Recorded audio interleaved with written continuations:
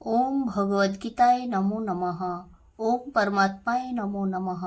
ভগবদ্গীতার 18টি অধ্যায়ের ভিতরে আজকের অধ্যায় হলো 10ম অধ্যায়, বিভূতি যোগ।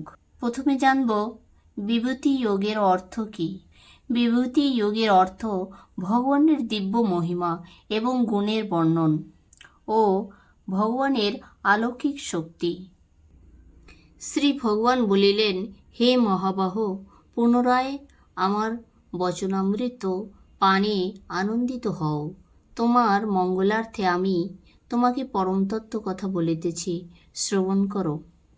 শ্রী ভগবান বলিলেন, অর্জুনকে প্রকাশ্য শ্রী ভগবান নিজ পরিচয় জানাইলেও অর্জুনের মনে সন্দেহ রহিল, কারণ অর্জুন শ্রীকৃষ্ণকে মানুষ ভাবেই চিন্তা করিয়াছেন। মনুষ্যর মধ্যে হয়তো শ্রীকৃষ্ণ শ্রেষ্ঠ, কিন্তু ভগবানের কাছে মানুষ অলৌকিক শক্তির পরিচয় চায়। ইহাকে বলা হয় বিভূতি। ইহা বুঝিতে পারিয়া শ্রীকৃষ্ণ বলিলেন, হে অর্জুন, সাধারণ মানুষের মতো আমার এই নরদেহ দেখিয়া আমাকে সামান্য মানুষ ভাবিয়া ভুল করিও না। আমি নিজ ইচ্ছায় এই নরদেহ ধারণ করিয়াছি। আমি অনাদি অনন্ত পরম পুরুষ ঈশ্বর। এই বিশ্বজগতে জন্ম মৃত্যু, সুখ আনন্দ, ভয় ভাবনা সবই আমার ইচ্ছায় সৃষ্টি, কিন্তু সাধারণ অল্পবুদ্ধি মানুষ তাহা চিন্তা করে না। তুমি তোমার যাহা কিছু চিন্তা আমাতে অর্পণ করো, তোমার মন প্রাণ আমাকে সমর্পণ করো। যে সকল ব্যক্তি আমাতেই মন প্রাণ সব সমর্পণ করে, আমি তাহাদের সৎ পরামর্শ ও সদ্বুদ্ধি প্রদান করি। তাহাদের জ্ঞানালোকে প্রজ্বলিত হয়। তখন অর্জুন বলিলেন, হে কৃষ্ণ, তোমার কথা অমৃত শুনিয়া আমার সর্বপ্রকারের মোহরূপ অন্ধকার বিদূরিত হইয়াছে, কিন্তু তোমার বিভূতি সম্বন্ধে জানিবার বাসনা অন্তরে জাগিয়াছে। হে কেশব, তুমি যে সমস্ত কথা বলিলে সকলই সত্য মনে করি।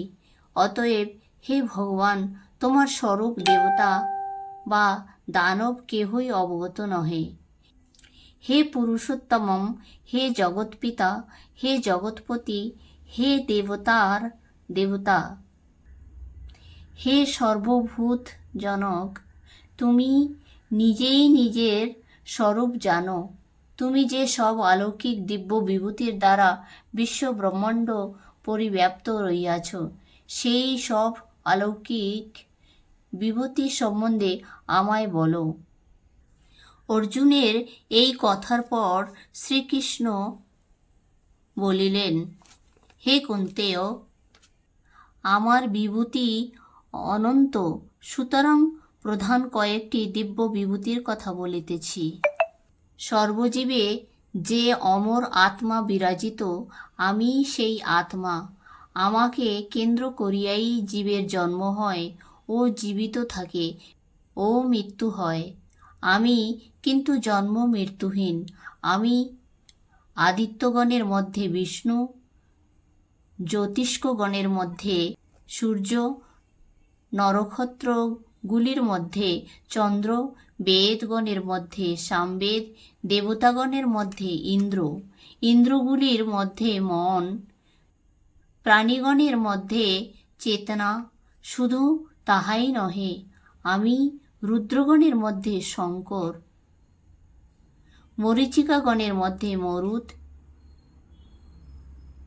যক্ষগণের মধ্যে কুবের, বসুগণের মধ্যে পাবক, পর্বতগণের মধ্যে সুমেরু, পুরোহিতগণের মধ্যে বৃহস্পতি, সেনাপতিগণের মধ্যে কার্তিকেয়, জলাশয়ের মধ্যে সমুদ্র, মহর্ষিগণের মধ্যে ভৃগু, বাক্যগণের মধ্যে ওঙ্কার, যজ্ঞগণের মধ্যে জপযজ্ঞ, স্থাবরগণের মধ্যে হিমালয় আমি।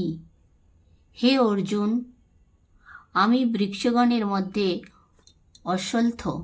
অশ্বত্থ মানে পিপল বৃক্ষকে বলা হইয়াছে। দেবর্ষিগণের মধ্যে আমি নারদ। গন্ধর্বগণের মধ্যে চিত্ররথ, সিদ্ধগণের মধ্যে কপিলমুনি, অশ্বগণের মধ্যে উচ্চশ্রবা। উচ্চশ্রবা ইন্দ্রর বাহন। হস্তিগণের মধ্যে ঐরাবত, মনুষ্যগণের মধ্যে আমি নরপতি। হে কুন্তেয়, অস্ত্র সকলের মধ্যে আমি বজ্র, সর্পগণের মধ্যে আমি বাসুকী, ধনুগণের মধ্যে কামধেনু। কামশক্তির আধার স্বরূপ আমি কাম। আমি নরগণের মধ্যে অনন্ত, জলচরগণের মধ্যে বরুণ, পিতৃগণের মধ্যে অজন্মা, দুষ্ট নিগ্রহকারীগণের মধ্যে যম, দৈত্যগণের মধ্যে প্রহ্লাদ, সংখ্যাগণের মধ্যে আমি কাল, পশুগণের মধ্যে সিংহ, পক্ষীগণের মধ্যে গরুড়। তাছাড়া আমি বায়ু, উৎপত্তি, সৃষ্টি ও প্রলয়। আমি আধ্যাত্ম বিদ্যা শাস্ত্রধারী গণের মধ্যে রামচন্দ্র। সমাসের মধ্যে দ্বন্দ্ব সমাস, ক্ষয়কারীর মধ্যে কাল। আমি সর্বকর্ম ফলদাতা। আমি মৃত্যু।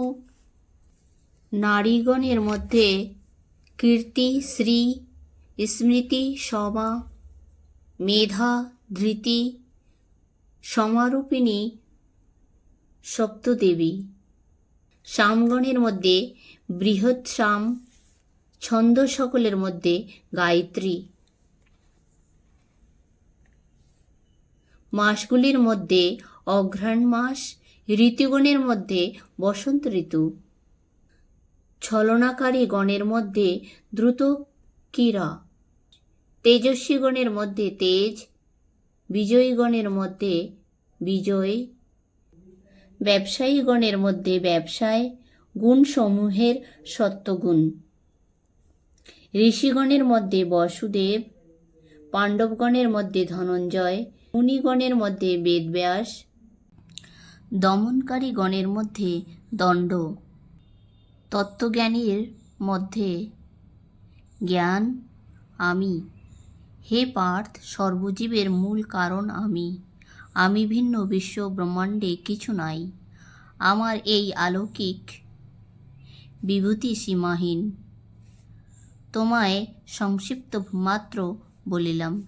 এই ত্রিভুবনে যাহা কিছু ঐশ্বর্যযুক্ত, শ্রীযুক্ত, প্রভাবশালী ও শক্তিশালী বস্তু আছে, সমস্তই আমার শক্তি হইতে উৎপন্ন। এই বিরাট বিশ্ব ব্রহ্মাণ্ড আমার সামান্য মাত্র শক্তি হইতেই উৎপন্ন। হে অর্জুন, আর অধিক বলিবার ও জানিবার প্রয়োজন কি? এইটুকু মনে রাখিবে যে আমি আমার মাত্র একাংশের দ্বারা জগদ্ব্যাপ্ত রহিয়াছি। এইখানেই সমাপ্ত হল 10ম অধ্যায়। ইতি বিভূতি যোগ। জয় শ্রীকৃষ্ণ।